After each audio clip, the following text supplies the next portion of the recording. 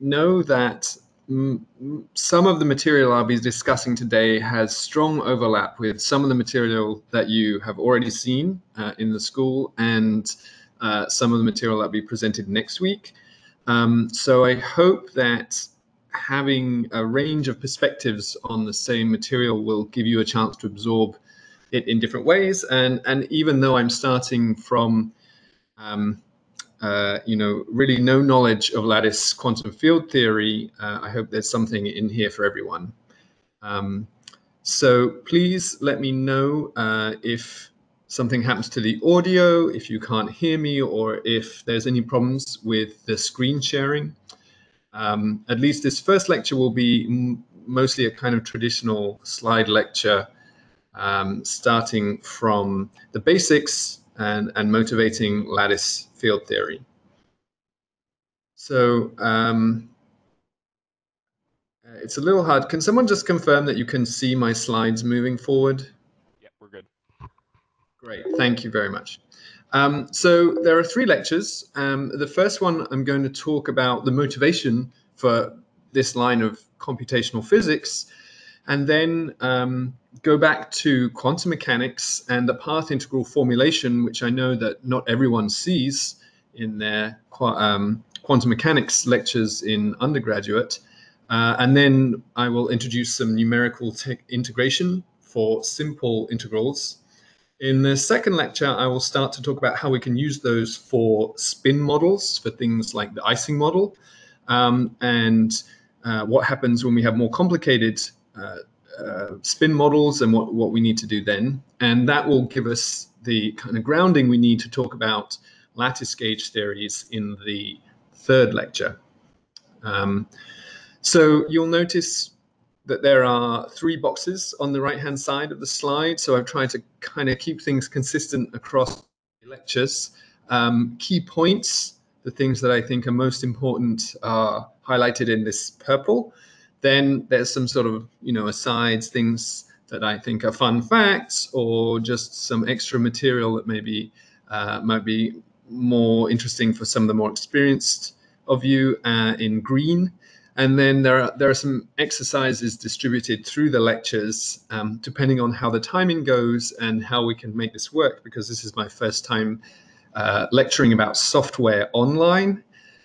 So I have some exercises that I have solved in Google Collaboratory, and so that's something that we could look at sharing in the second lecture in particular. So I also have some references that I think are very useful. So 3 textbooks that are really the main textbooks if you're interested in Lattice QCD in particular. And those are all basically called Lattice QCD or some variant of that. Those are the first 3 there. And then there's a textbook that deals with similar methods but applied to statistical physics. So you can think like condensed matter physics, solid state physics. And as we'll see, there's a really strong overlap between applications of these numerical methods between high energy particle physics and nuclear physics and condensed matter physics. There are also lots of really excellent lecture notes online. I've highlighted a couple here. And then some more technical aspects in the lecture notes on those bottom 2 to do with the formal mathematics of the techniques that we'll be looking at. So let's start by motivating Lattice QCD. That's really why we're going through this whole process. And to do that, we have to take a step back and think about the universe. And what I mean really, of course, is our description of the universe at its most basic level. So I'm sure you know that we describe, broadly speaking, the universe in terms of its matter constituents and the forces that act between those matter constituencies. So the level at which we will be dealing is, can you see my cursor? Could someone just say yes or yes, you can see my cursor, or no? Do I need the pointer? Yes, it's here. Great, thank you. So we have this picture that the standard model of particle physics describes the most basic, smallest particles in the universe. And those, in particular the quarks, which you may have come across, come together to form protons and neutrons. Those lie at the heart of atoms, which in turn make up molecules, which then make up us and any aliens that are out there. So what we're going to be really dealing with in this set of lectures is this very lowest level of description. How do we build the basic building blocks of the visible universe from quarks and gluons? Now, that's the matter side. We also have the forces, of course, and there are four fundamental forces in our current picture of the universe. Those are electromagnetism, the weak nuclear force and the strong nuclear force, and then, of course, gravity. And three of those are described by the standard model of particle physics, which is a quantum field theory. And a lot of the motivations for understanding the standard model is these days trying to find problems with the standard model so that we can incorporate gravity, which is currently described by general relativity. And as you probably know, there's no consistent description that seems to match up with all experimental evidence that accounts for both these quantum forces in the standard model and general relativity. So quantum chromodynamics is the part of the standard model that refers to the strong force. And we generally shorten this to QCD.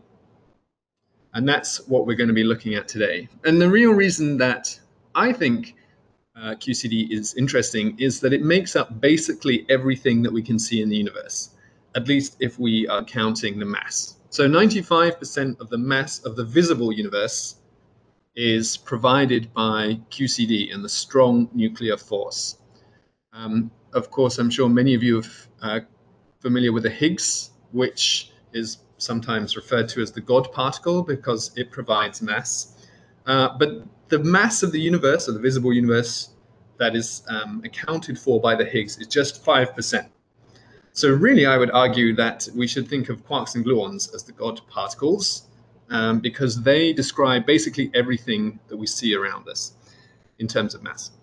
And so QCD is fundamentally important because it's really the way that we interact with the universe.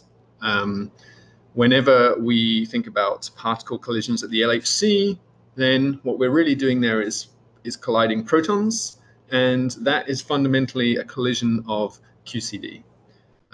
When we look for dark matter, what we're looking at is the recoil of nuclei in our detector, for example, and in that case, that's a QCD effect. So because QCD makes up so much of the visible universe, it's really one of the key tools for understanding particle physics and the universe more generally at the most fundamental scales. So let's go into a little more detail. It's hard for me to navigate between tabs, so it's probably easier if anyone has questions just to turn on your mic and ask them rather than using the chat. So the standard model of particle physics describes everything we know in the visible universe, and is generally split into the quarks. That's these top 6 fermions, which we label up, down, charm, strange, top and bottom. And then the leptons, which are the electron that you're very familiar with, that's partner neutrino, and the heavier cousins of the electron, the muon and the tau, and their partner neutrinos. Quarks, which are described by QCD, interact exchanging gluons. That's the strong nuclear force described by the interaction of quarks that the strong nuclear force is mediated by the gluons. And then all of the many of these fermions, with the exception of the neutrino, have charge. That's electromagnetism, or in quantum field theory language, quantum electrodynamics, and that is mediated by the photon. And then we have the weak nuclear force, which is carried by the W and Z bosons. And then we have this Higgs, which is responsible for Nobel Prizes and also 5% of the mass of the observable universe. So of course, we're focusing on quantum chromodynamics. And so when I talk about interactions of particles, what I really have in mind is quarks interacting via gluons. Okay. But to understand quantum chromodynamics and why we need lattice QCD, it's good to talk about QED briefly as well. So the quantum field theory picture of electromagnetism is described by QED. And in this picture, we imagine that some negatively charged particle, the electron, interacts with a positively charged particle, such as the positron, by exchanging a photon. And this is really our QFT picture of electromagnetism. We can represent this exchange via Feynman diagrams, which you've probably come across or at least seen. And here we have an electron that we imagine propagating forward in time, and a positron, which is the antiparticle electron, and so can be viewed as an electron going backwards in time, although I don't personally find that very helpful. But that's what these arrows essentially mean. This is an electron, this is a positron, and they interact by exchanging this photon, which we denote by a wiggly curly line. And the key point, and really the reason that QED is so successful, is that we can count the number of interactions. And this is because each interaction is proportional to what's called the coupling constant. This coupling, alpha QED, which represents the strength of the interaction between the photon and the electron, or the photon and the positron. And every time an electron or a positron emits or absorbs a photon, it comes along with a power of this coupling constant. So alpha QED is 1 over 137 approximately, which is a very famous number, the fine structure constant. And in fact, we can organize quantum electrodynamics in terms of powers of this coupling constant alpha. So quantum field theory, which is really comes from special relativity plus quantum mechanics. So if we think about E equals mc squared, that tells us that we can create particles if we have enough energy. That's E equals m. So the mass of the particles comes from the energy of the process. And so there's nothing stopping us in quantum field theory from creating, in this case, electron-positron pairs that then annihilate. And this is, you can kind of think of as a consequence of special relativity plus the Heisenberg uncertainty principle. So these are called virtual particles because what we observe is an electron and a positron kind of in the far distant past or the far distant future. Then in between, we don't really know what goes on. This is a typical quantum mechanics story where we make an observation, then the state evolves somehow, and then we make another observation. We don't really know what's going on in between. So these virtual loops can appear in quantum field theory. And every time that we have an interaction between an electron and a photon, or a positron and a photon, it brings with it a power of this coupling constant. So we can view this as kind of like a Taylor series for our theory for quantum electrodynamics. And in this case, because alpha QED is 1 over 137 approximately, this series, this perturbative series as it's called, is pretty well behaved. So unless these coefficients, which we don't really know what they are until we do our calculations, unless these coefficients happen to be ginormous, which we don't expect, then this is a series that converges pretty quickly. We imagine these coefficients A1, A2, A3, and so on are maybe order 1. And then it doesn't take many terms before we get very precise results using this perturbative approach to QED. So in fact, we only need about 5 of these terms to get results that are precise to about 1 in 10 to the 11. This is roughly, it depends on how you count, but QED is one of the most precisely verified theories ever. And it's kind of hard to imagine what 1 part in 10 to the 11 or 10 to the 12 means. But it's approximately like measuring the distance from the east to the west coast of the US to the width of a human hair. So that is about how precisely we understand quantum electrodynamics and how precisely we have experimentally verified our predictions, which I know that you haven't got your mics on, but I'm always amazed by this. Quantum chromodynamics, however, is very different. So in QED, at any experimental scale that we can access, the fine structure constant is almost always 1 over 137, approximately. QCD, the coupling constant, which now denoted alpha S here, changes depending on the energy of the experiment. This is called the running of the coupling.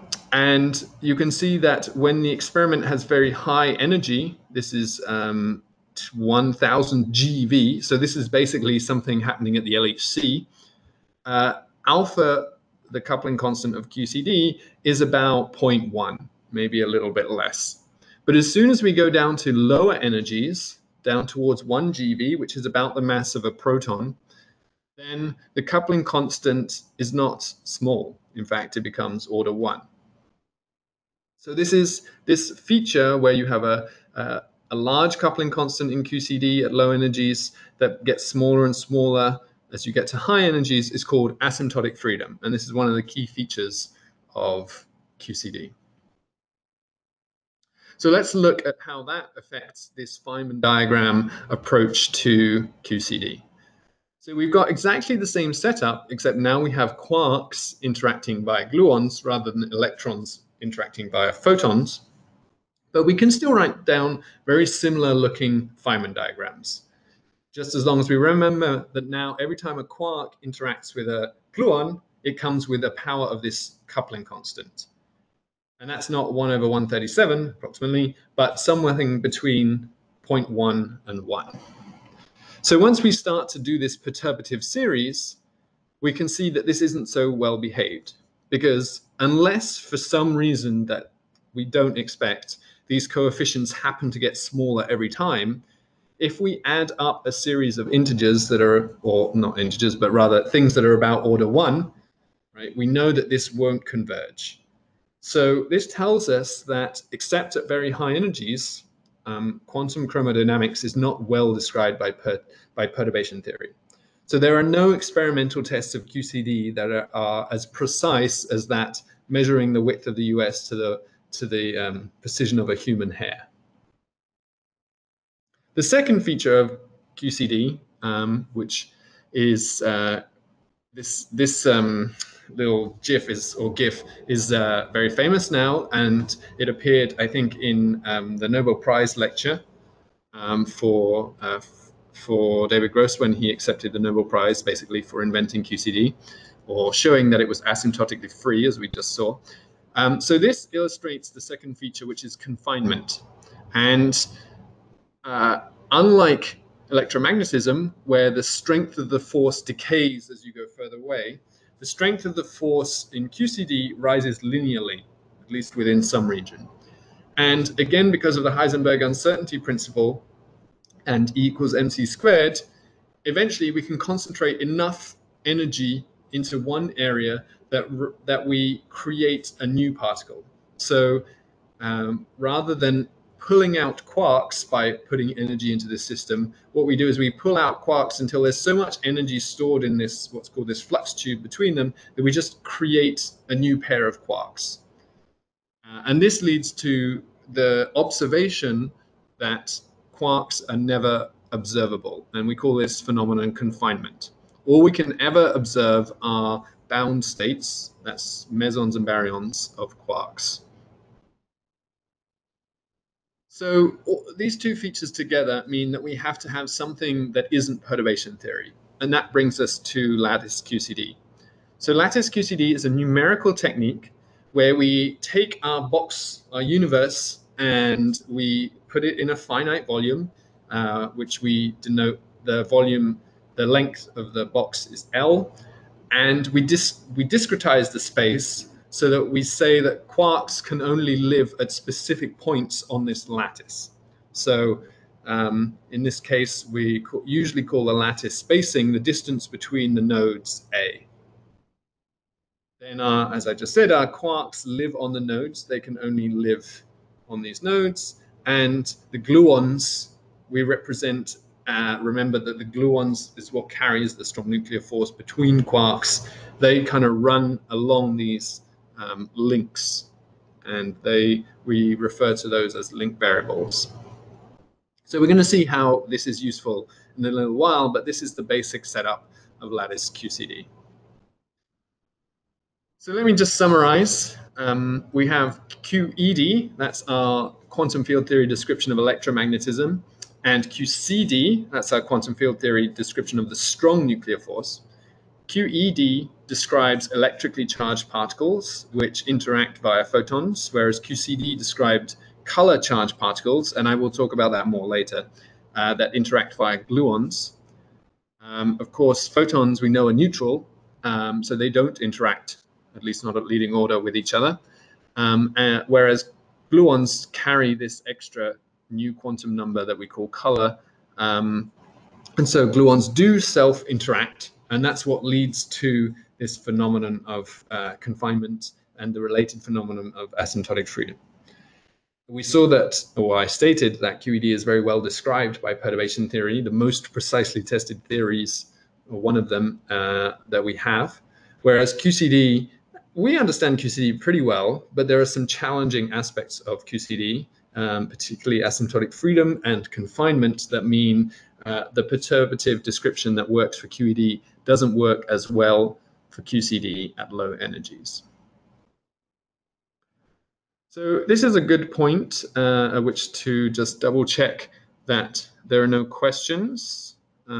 Please feel free to interrupt me. I do like to hear other people talk, not just me.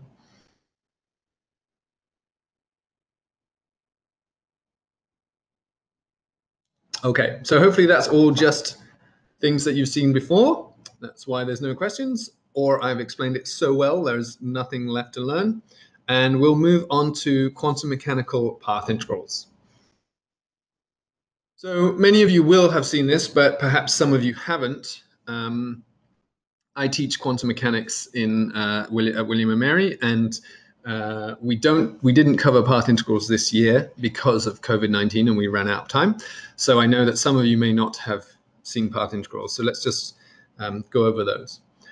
So we know that there are at least two formulations of quantum mechanics that we think of as kind of our undergraduate picture of quantum mechanics. There's the classic Schrödinger equation, which describes the time evolution of a wave function via the Hamiltonian, and any measurement that we make is some measurement of some operator that acts in a Hilbert space. That measurement may or may not be time dependent, but the time dependence is carried by the wave functions themselves. We have this other picture, the Heisenberg picture, that stems from Heisenberg's matrix mechanics, in which the operators carry the time dependence. Okay, so although when we make a measurement, we probably will get the same thing as a function of time, it's not the wave functions that evolve, but it's the operators themselves. And usually this is the context in which we introduce this time evolution operator, which is the exponential of the Hamiltonian, and that describes the time evolution of some operator. And you can kind of think of this rather like the effect of a translation in time, so that the Hamiltonian is the generator of time translations or time evolutions. There is, of course, this third representation of quantum mechanics, and that's the path integral representation, which is due to Feynman. So here we represent the time evolution of the state as an integral over all possible paths. That's the basic idea. This leads naturally to this quantity that tells us how the wave function evolves from some position r, an initial time t0, to the wave function at some later time t and a different position y. So this equation represents how a state evolves from time t0, happens to be at the same position r as the final state. We have to integrate over all possible positions that the particle, in a quantum mechanical sense, can take between times t0 and t. So this propagator is really a transition probability amplitude. It tells us what is the probability of finding a particle at some position y at a later time t, given that it was at an earlier position, sorry, it was at a position r at an earlier time t0. Okay, and this encodes basically all of the dynamical information about the system, certainly about the wave function, and any information that we want can be constructed or extracted from objects like the propagator.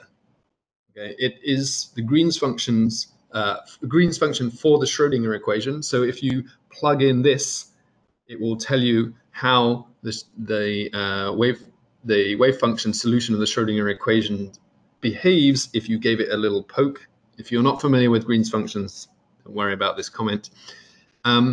And most importantly, we can express this through the path integral representation. So this is where this sum over all possible paths comes in. And we're going to explore that a little more now. So we can think of this as providing kind of a Lagrangian formulation of quantum mechanics. So if we think back to our classical mechanics, we know that we started with Newtonian description in terms of forces, and then we moved to the Lagrangian formulation, and then after that, we introduced the Hamiltonian. So for numerical work, it turns out that the Hamiltonian formulation is not that useful, and it's much easier to work with this Lagrangian formulation with the path integral. And we can calculate our expectation values of operators, that is the outcome of measurements in quantum mechanics, by taking the path integral average, if you like, of some operator. So this sum over all possible paths, which tells us how a wave function evolves from some t0 to some later time t, requires this kind of, at the moment, fuzzy measure.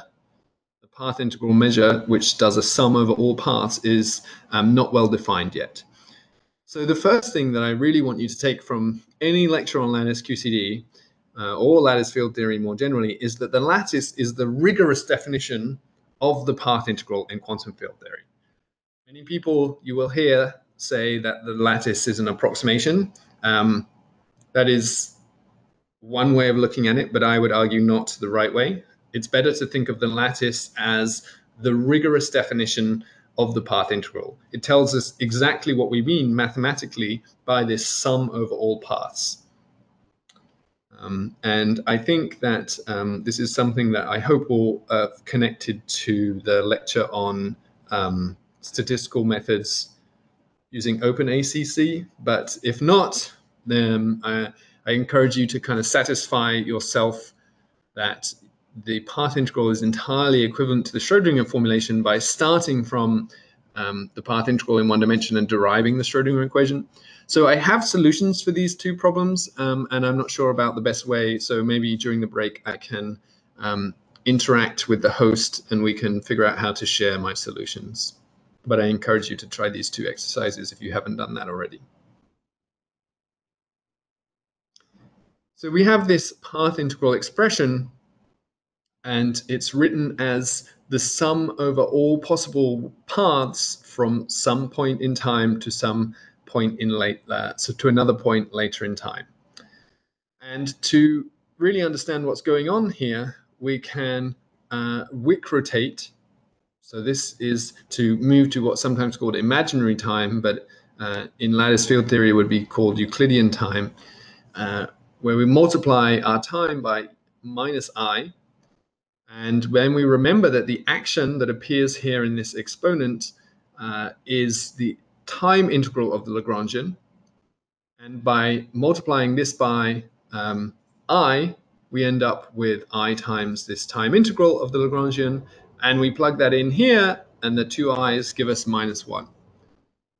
And now what we have is some integral over, and not yet well-defined measure, but an integral over this decaying exponentials. And this is exactly the path integral formulation of the principle of least action. So clearly the dominant contributions to this integral over exponential are going to come when the action is minimized. And that's the classical action. That's what gives us, remember that we have to minimize our action to get our classical equations of motion. So this path integral picture gives us this sense that to understand the evolution of the wave function, we count all of the possible paths, whatever that means, between 2 points, and we weight the classical path, that is the path that satisfies ordinary classical dynamical equations. We weight that path the strongest. And as we get further and further away from that path, then that will contribute less and less to this probability transition amplitude. Now, unfortunately, of course, we haven't defined the measure fully yet, but even when we've done that, this integral generally cannot be solved analytically, not for any physically relevant theory that we can think of. This is one reason that the path integral is not studied quite so much in the context of quantum mechanics, but it becomes very necessary in QFT. So because we can't study this analytically, we need to understand how to deal with this numerically. So in this, let's say, second half, although I know I'm running a little quicker than halfway through the lecture, the second half of this lecture, we're going to look at some basic numerical integration. So this is the first challenge that we want to think about. Without using MATLAB or looking up Wikipedia or Mathematica, how would we determine pi? That is the ratio of the circumference of a circle to its radius or its diameter. Okay. How can we do this on a computer? Well, one way to do this is the kind of classic numerical approach, which is that we can use the ratio of two areas. So the circle, if we consider a circle illustrated here, a radius 1, then that has area pi r squared. Radius is 1, so the area of that circle is exactly pi. Now, if we consider that square, which has a, well, I put here side length equal to 1. That's obviously incorrect. It has a side length equal to 2. But we could call this the diameter of the radius of the square. The radius of the square is equal to 1. The side length is equal to 2. So this ratio is equal to pi over 4. Right? So by calculating these areas numerically, then we can determine the area of a circle of unit radius. Okay, we can determine pi. And the way that we're going to do that, well, the first way that we can do that is to basically divide our circle up into a bunch of little rectangles or trapezoids, and then we know how to calculate the area of each of these. Let's assume it's an equal width, and then we just measure this length and we just add them all up, and that gives us an approximation to the area of the circle, which is pi. Of course, if we can make these rectangles thinner, then our approximation will get better and better. And this is one way that we can calculate the area of the circle, let's calculate pi. And of course, this is just exactly a computer or numerical implementation of the Riemann sum definition of integrals. And this is exactly how we learn what the area under a curve is. We divide that area up into little rectangles, and then we just add up the areas of the rectangles. And that works pretty well if you have a pretty simple system, like a flat circle in this case in 2 dimensions. But it does not work so well if we have complicated systems, if we have a path integral in many dimensions. So we need to think of a way that we can numerically integrate this area, and in a way that will generalize to more dimensions. So the better way to do this, from a point of view of generalization to more dimensions, is to do it stochastically. So the picture that I always have in mind, which comes from when I learned about this, is throwing darts at a dartboard. And let's suppose that we're not such a great darts player. and we just throw 100 darts at the dartboard. And because we're not great, we don't always hit the bullseye, or even we don't even hit the dartboard. In fact, we land in this area sometimes outside of the dartboard. If we were pretty random about it, if we were really, really pretty bad darts players, then we would get a reasonable estimation of the ratio of the area of the circle to the square if we just counted the fraction of darts that landed in the dartboard to the fraction of the total. Right? The total number, let's assume all darts land inside this square, then the fraction of the number of darts that land in this dartboard to the total number of darts thrown gives us an approximation to the ratio of the circle to the square. So I represent this here. Here is a bunch of darts that we've thrown, obviously not 100, but the ones that land inside the circle, we color them blue, we count those. The ones that land outside, we color them red, and we add up the total number and we divide the number of blue by the total number of red plus blue. That gives us a numerical estimate for pi. And in fact, this works much better when we generalize to integrals in many dimensions. Numerically, of course, what we would do is that we generate a number uniformly distributed between, say, 0 and 1. That's why we chose a circle of radius 1. We can calculate whether, well, we have to generate 2. They could be our x and y coordinates. We calculate whether the sum of x squared plus y squared is less than 1. And then if it is less than 1, we color it blue. And if it isn't, we color it red. So if we look at this, this is an actual result of my Google Collaboratory code that's run in Python. So we generate a whole bunch of two-dimensional random numbers. In this case, I generated only 100, which doesn't give us a very good estimate for pi. It's not too bad. 3.16 is not so bad. But just for the sake of loading it in my slides, I only put 100 points here.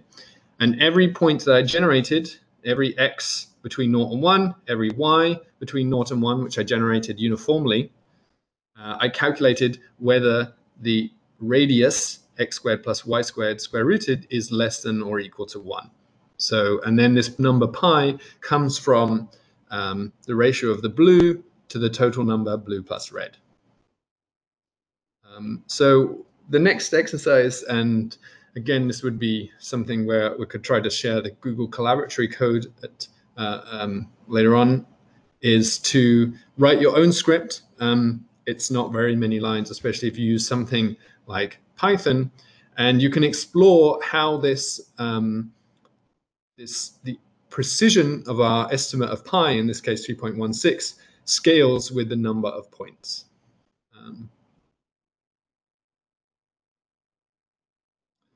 Okay, are there any questions about this? I'm guessing that many of you seen this trick before. Okay, so let me ask a question. It is, yes, that is a great question. Thank you. 1 over square root of n. So yeah, trying to keep a check on the chat and also look at my slides.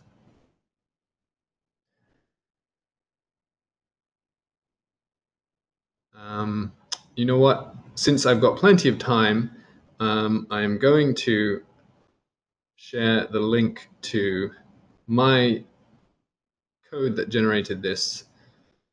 And you can, I suspect my first lecture will not last a full hour and a half, so it's an excellent opportunity. Yep.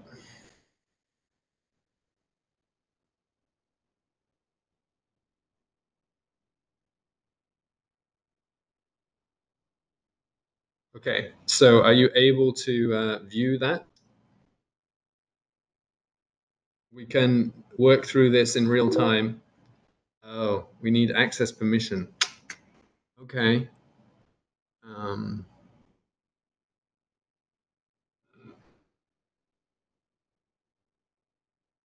Let me try to share it.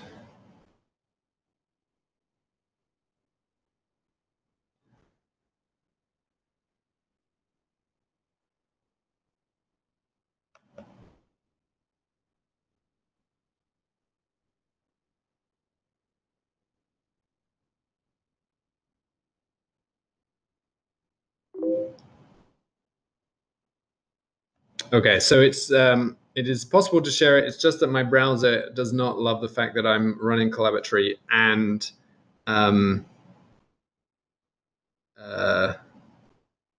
WebEx at the same time. So it's just my computer's just thinking we're getting there.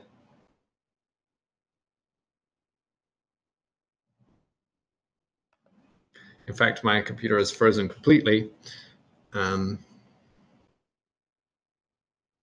So please be patient.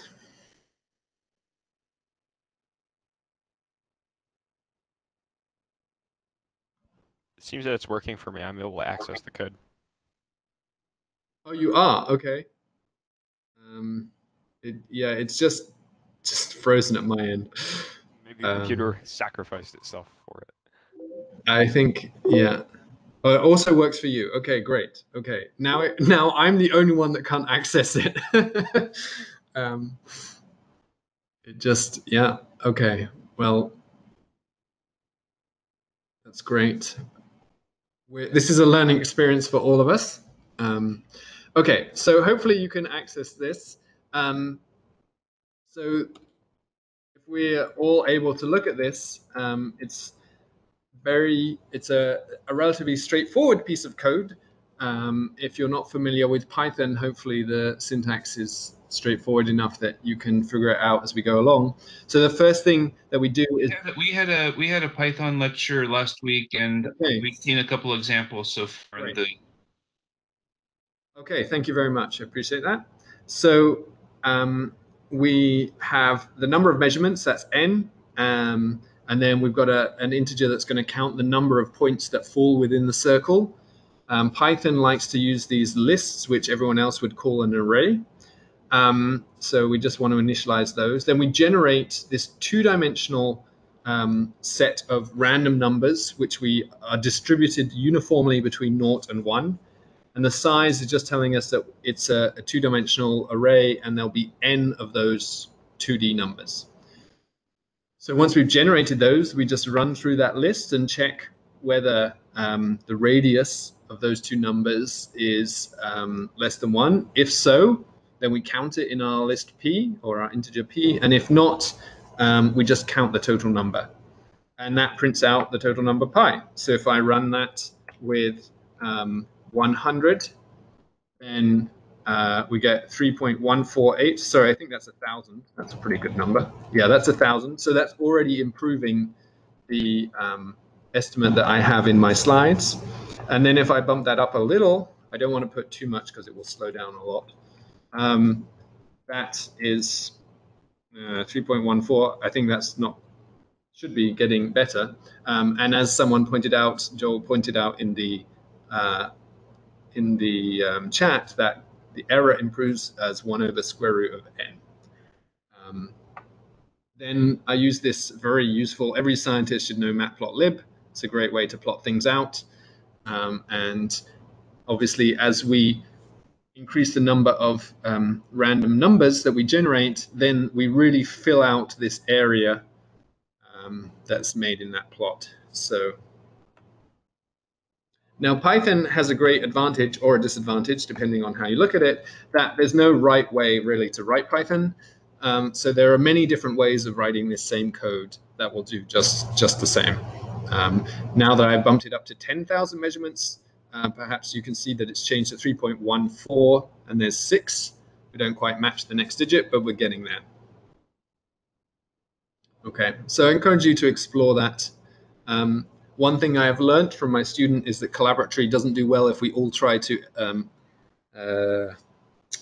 edit it all at the same time. So if you do want to play with that code, I suggest you just copy a version to your own Google Drive and then play with it there.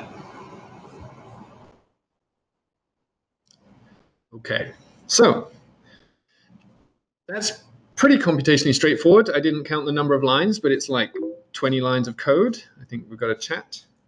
Okay, thank you. So that works pretty well. But of course, calculating the area of a circle is something that is, at least computationally, not that demanding, right? We used uniform sampling. That is, we generated uniformly distributed numbers between 0 and 1, because our integrand, the thing that we're integrating, is pretty flat, okay? If you think about what do you integrate to get pi r squared, well, obviously you have to integrate r, so it's not totally flat, but it's pretty flat. So what about if we have peaked integrands? Remember that we had these decaying exponentials or complex exponentials in our path integral. Or what if things are mostly zero? So let's look at this case just to illustrate it a bit more. This is, I believe I've got another collaboratory. Yeah, okay. So let me see if I can share this one, and then I encourage you to explore this after we've talked about it a bit. It's probably going to cause the same.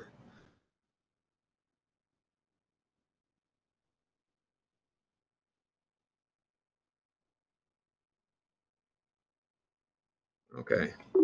Hopefully, eventually, Google will sort out the sharing permissions and you'll be able to access that.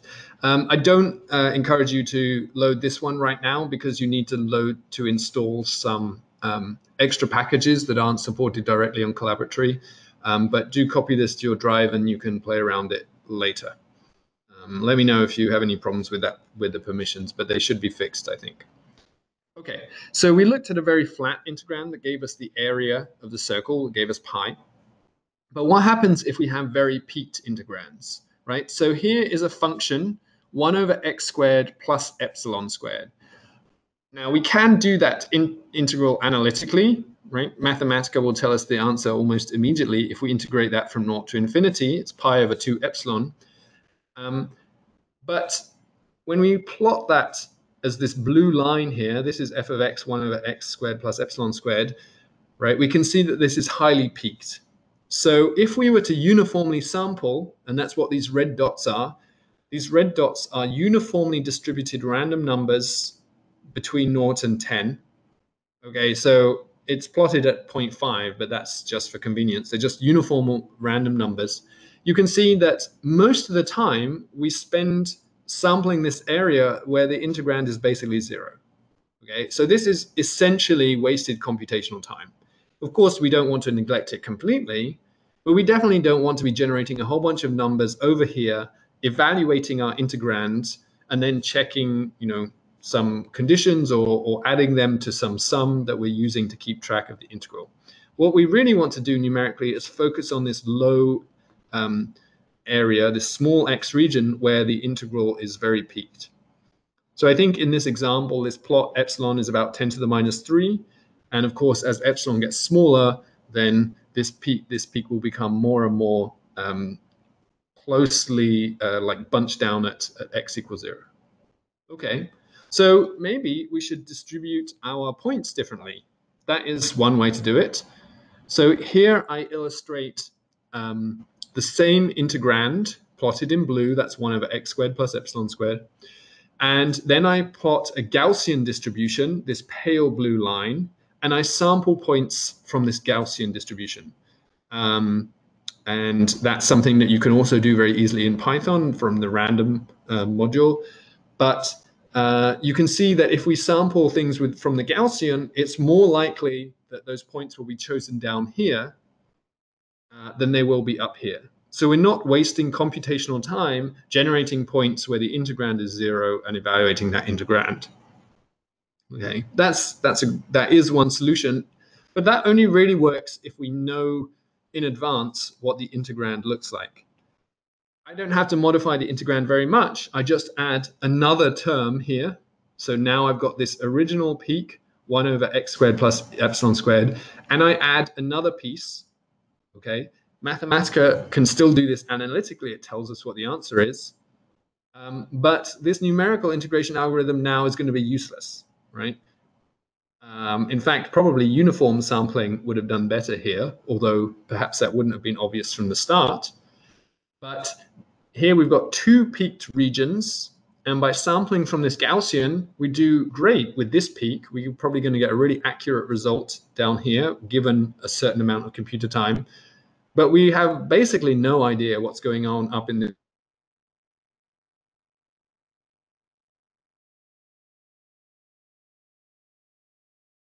Your audio has disappeared for some reason. Yeah, that happened for me too. Does he notice?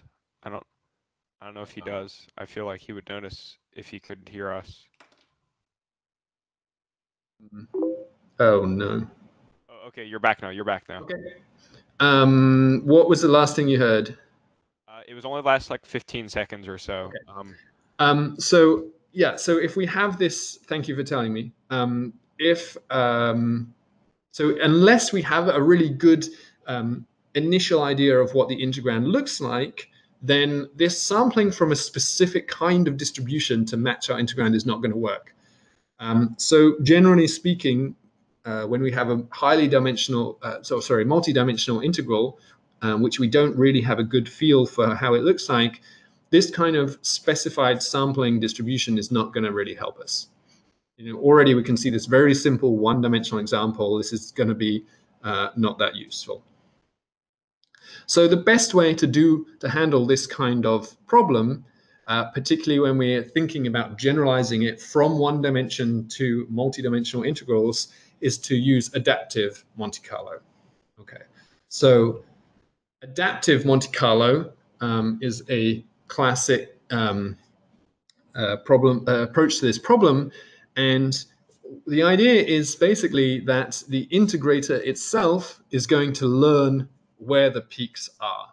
Okay, so rather than starting from some specified random distribution, the integrator, as it goes along, it's going to learn where the peaks, the contributions to the integrand are greatest, and it's going to use that information to make it computationally useful. So the classic example is the Vegas algorithm, and excuse me, that's where this Vegas peak comes .ipy. Yeah, I'm not sure how to. Anyway, the collaboratory notebook comes from. So the basic idea in Vegas is that we start with some integral that we want to evaluate numerically. So this integral in this case is some unknown function, f of x, or so I should say unspecified on the slide, f of x. We're going to integrate between numerical limits a and b. And the first thing that Vegas is going to do is transform this integration variable so that it can sample uniformly between 0 and 1. Well, 0 and 1 is, you can sample however you like, but the point is that it's sampled uniformly. So Vegas algorithm is really trying to make the integrand as flat as possible. And here we've kept things pretty generic. This the Jacobian that corresponds to the change of variables is given by this formula here. So this is the Jacobian j of y that allows us to move to a much flatter integrand. Then once we've flattened the integrand, we can determine the new integral just using the uniform Monte Carlo sampling that we did before. So now we're going to generate a bunch of uniformly distributed points. We're going to calculate the integrand at that point and then sum it up and divide by n. So this is exactly what we did for the radius, for the area of the circle for calculating pi. In that case, we just had to add the number of points. We didn't really have to evaluate the integrand, but the method is essentially the same. We generate uniformly randomly distributed points. We evaluate our integrand. We account for the change of variables through the Jacobian, and then we do this statistical estimate of the integral. The Jacobian is chosen excuse me, to minimize the standard deviation of this distribution. So the original implementation of Vegas used this so-called importance sampling. That's what we're doing here. There are different approaches to adaptive Monte Carlo, and the latest version of Vegas, if you look at that in the collaboratory notebook, I don't implement it in the notebook, but it offers this adaptive stratified sampling approach. as well. So obviously the key part is how Vegas deals with this variable transformation, and there's a lot more details in the documents for Vegas, which is very well documented, particularly for the implementation in Python. So what Vegas does is it starts by dividing our first variable, x, into a grid of n points. Okay, and so initially, that grid of n points is going to be uniformly distributed. Then that allows Vegas to specify the transformation to y, that's the transformed variable, at each of the transformation points. Okay, so at each of these grid points.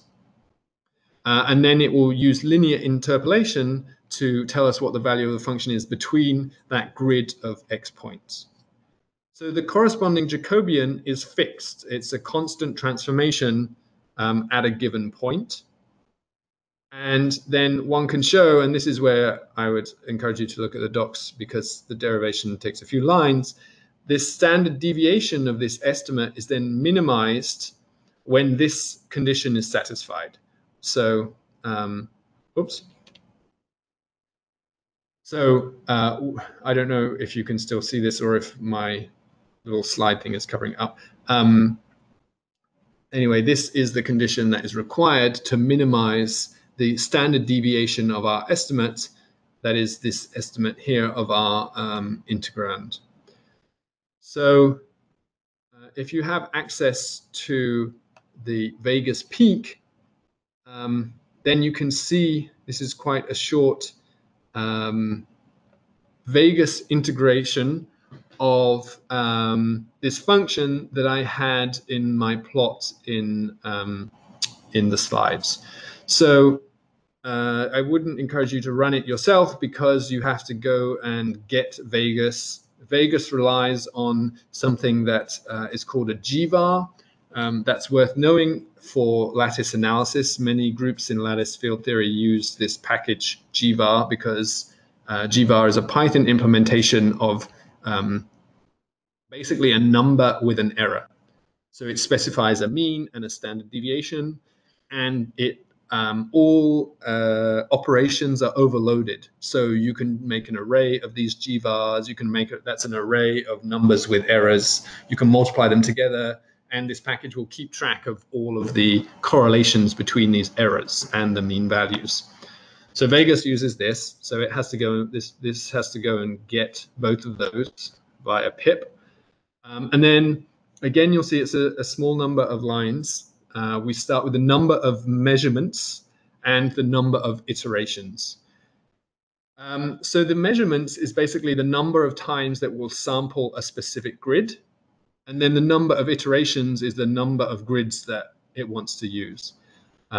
So for a simple integrand in 1D, 1,000 is, or 10,020 iterations is a normal number.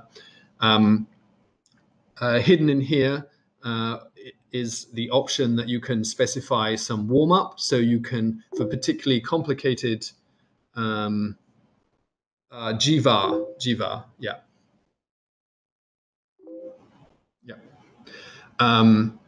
This is also maintained by the maintainer or the originator of Vegas, Peter Lepage. And so okay, so then I specify what we're integrating from 0 to 5 in this case. And then I define the function as 1 over y squared plus epsilon squared, where epsilon is 10 to the minus 3. We call the integrator. It essentially does everything for us. And then it prints out this summary of its answers. And something besides your PowerPoint slides right now? I'm not currently sharing. Oh, okay, okay. Thank you for While clarifying. you were talking, I thought it might have been on a different screen. No worries. No. I perhaps could share that. If it's easier for you, if I share a different tab, let me know. Otherwise, I'm assuming that you're looking at this collaboratory document. That's all right. I thought my stream might have frozen. Okay. So then there are 20 grid iterations, and you can see that this table, which it lists integral and then the average and the chi-squared per degree of freedom, it converges after 5 grid reshapings towards 1570. Okay, so fine, that's the result. And anyway, that gives you at least some working code for implementing Vegas in Python. Again, if you want to look at that for yourself, I encourage you just to copy it to your own Google Drive. That is one significant downside of Collaboratory that I've learned, is that every time, because of the way that it has a virtual machine running for Colab, you have to always import those things like Vegas, which is a little frustrating, but never mind. Okay, so we've talked now about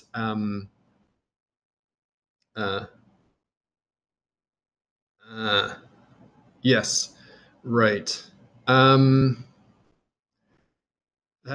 That's a good question.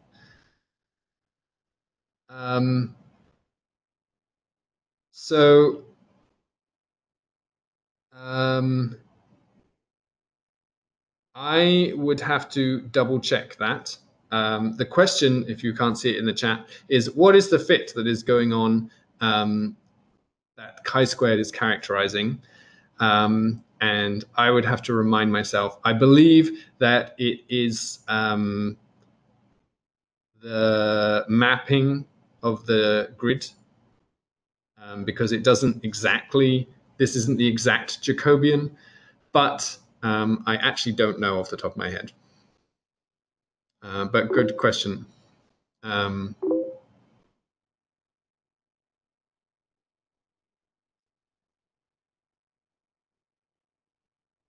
Yes. As someone that doesn't regularly use Vegas, I would not push my knowledge of the Q value or the chi-squared, because the chi-squared doesn't look that great in this case either. So we would have to collectively go and read the documents, and that's something that I can look into while we have lunch. But that's a good point. We could make that exercise 1.4 for the lectures. So yeah. Okay.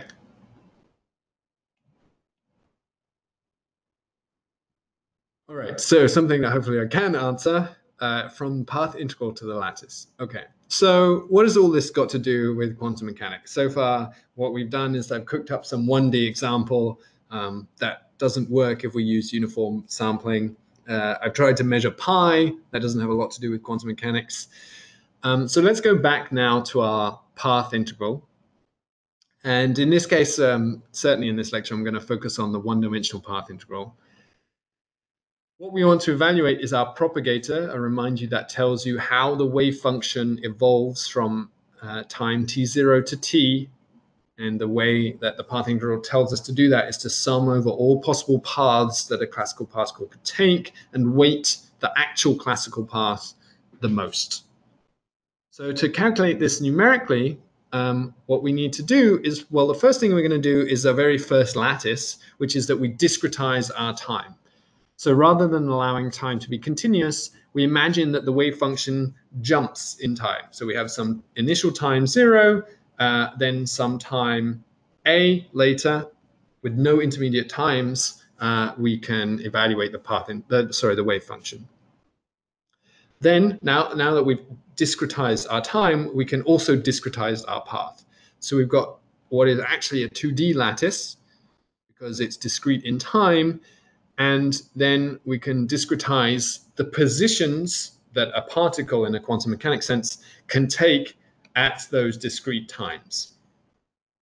Okay, so then that allows our sort of so far not well specified path integral measure to be the product of integrals over each of the possible positions at each of these discrete times. Okay, so we imagine that the wave function starts at t0. So the first time that we want to integrate the position over is t1. Then it jumps to t2 and we integrate over that position, and so on, all the way up to the very last point. And because this propagator is from t0 to t, this t primed runs, the integrals don't include the endpoints. So we're not integrating over the initial position, we're just integrating over all of the intermediate possible positions. Okay, so discretized time, discretized paths, we discretized the measure, and now we need some discretized action. So we can replace the kinetic energy part of the Lagrangian, which we integrate from Tj to Tj plus 1. In fact, that interval is just A times, it's just the discrete version multiplied by the time length. So you can think of this as kind of like a rectangle in time, right? So nothing changes between Tj and Tj and 1 because our time is discrete. So it's simply the length, the time distance A times the value of the two of them at the endpoint. We need to replace our time derivative by this discrete difference. Okay, so this is exactly how we usually define a derivative. We have in mind that the limit of A goes to 0 would define this as an exact derivative, but here we're keeping A finite.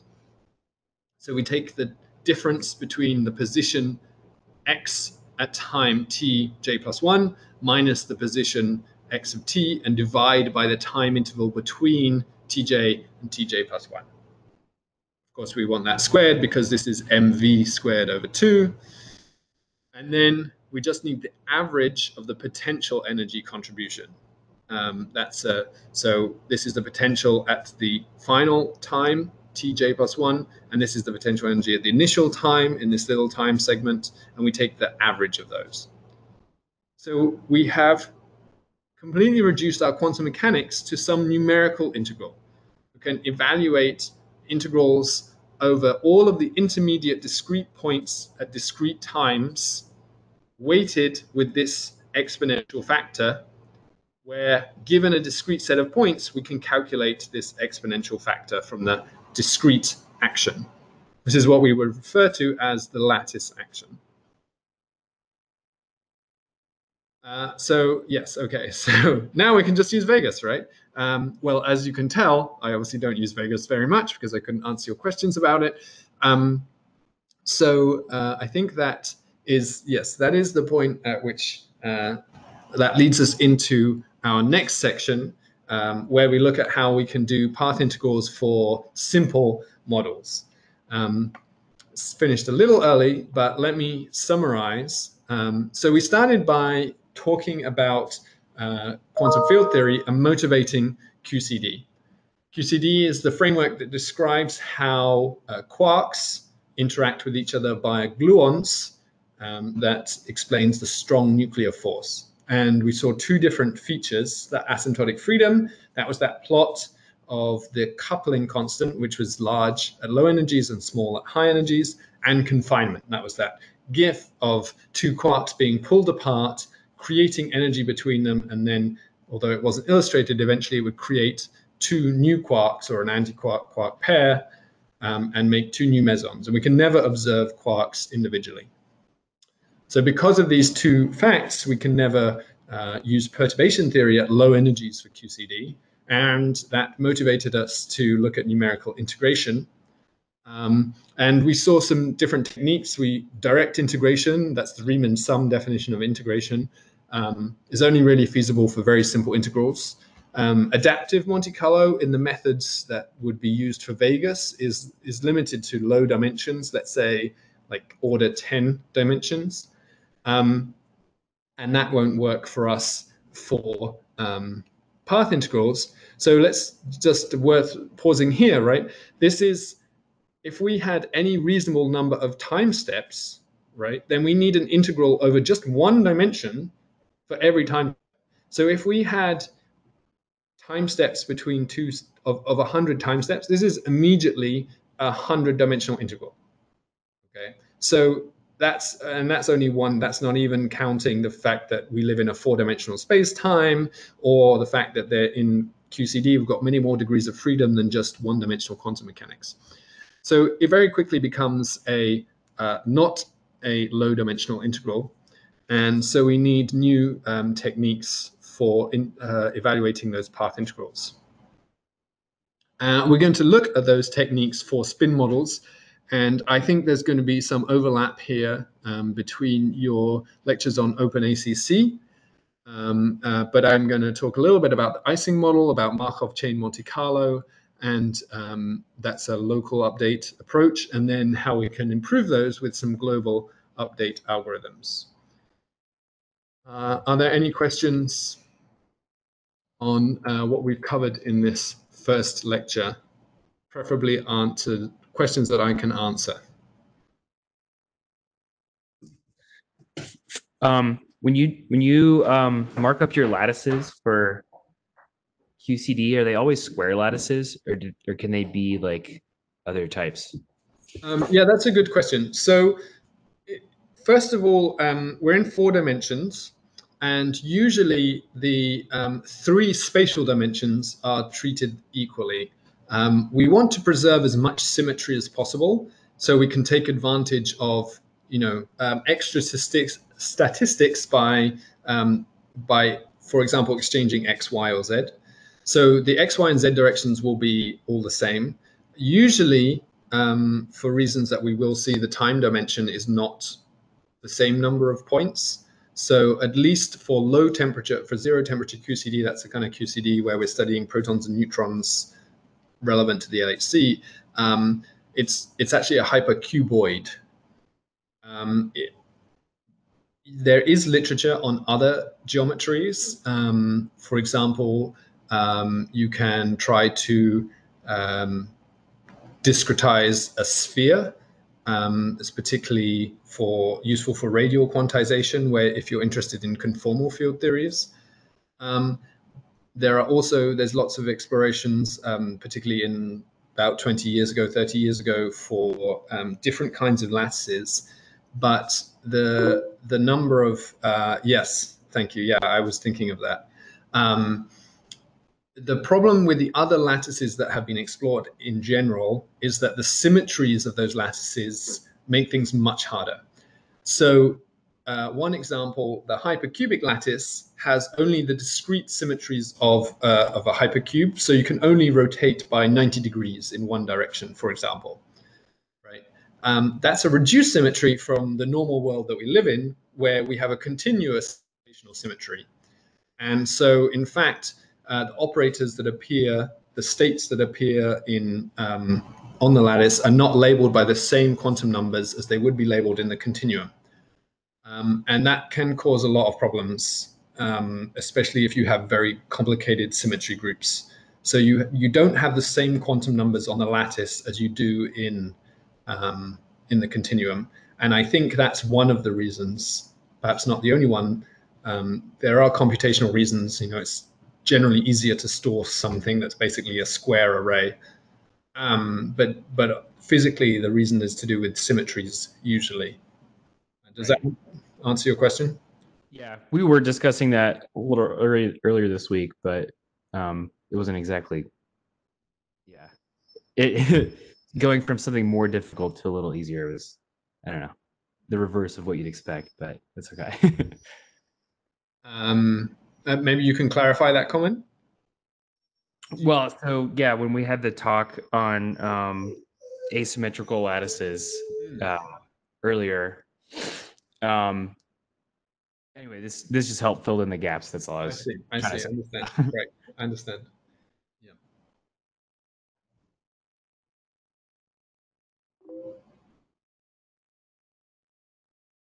Yeah, okay. That's a good question. So the question, if you haven't seen it, is does it matter if we use forward difference or central difference for the kinetic term? So there's several aspects of that. I think in this one-dimensional quantum mechanics, it doesn't matter. But usually we want to use a central derivative or something that's symmetric, because that will preserve hermeticity, which is something that we generally want to preserve. More generally, we generally think we want things to be symmetric where possible, because usually symmetries mean that we have more constraints on the system and we can take advantage of those. So hermeticity is one reason in a quantum field theory. The other aspect of that is that we don't have to have a nearest neighbor difference. You could actually take the difference between several points, and that would be a close approximation at a fixed lattice spacing to the continuous derivative. However, there is computational cost associated with that, and there's specifically signal to noise issues with using some of those in practice. So there's a trade-off between computational cost of having an improved derivative, something that's closer to the real derivative at a fixed lattice spacing, and the systematic uncertainties associated with your approximation to the derivative. Does that? Yeah. Okay. In practice, in this quantum mechanical example, it makes no difference. But in QCD, it does. That is an important question.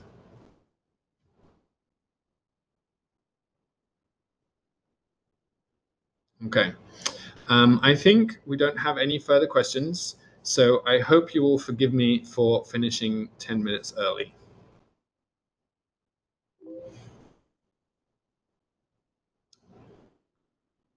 Yes.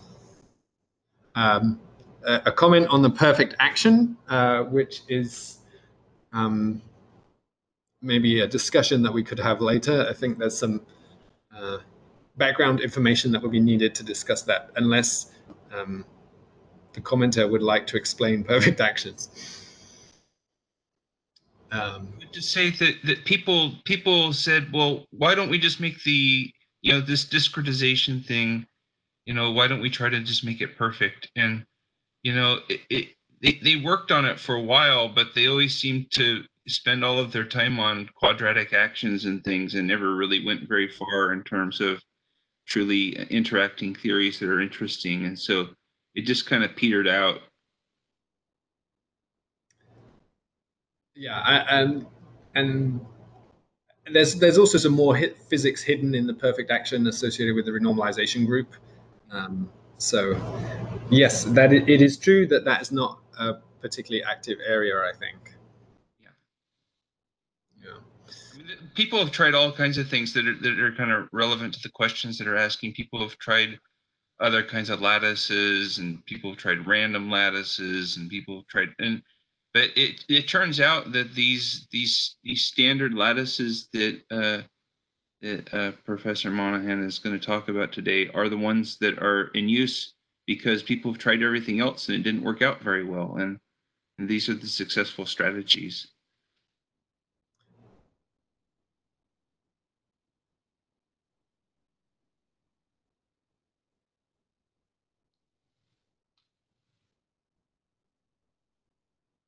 All right, great. Thank you very much. I guess so. While people have some time, they could maybe play with these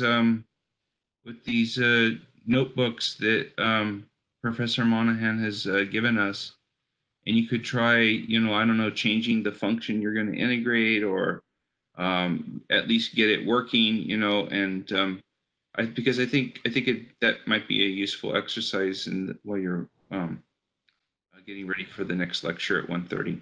Absolutely, and one thing I would encourage you to, if you find it straightforward to play with these, then comparing, how Vegas does when you start to add more dimensions. If you have a multi-dimensional integral, I think that's a worthwhile exercise. Yeah. In fact, you can do it like one number of dimensions that's really in use in lattice gauge theory is 4 dimensions, where you're like trying to do a loop integral or something like that. So these things do get used, this package.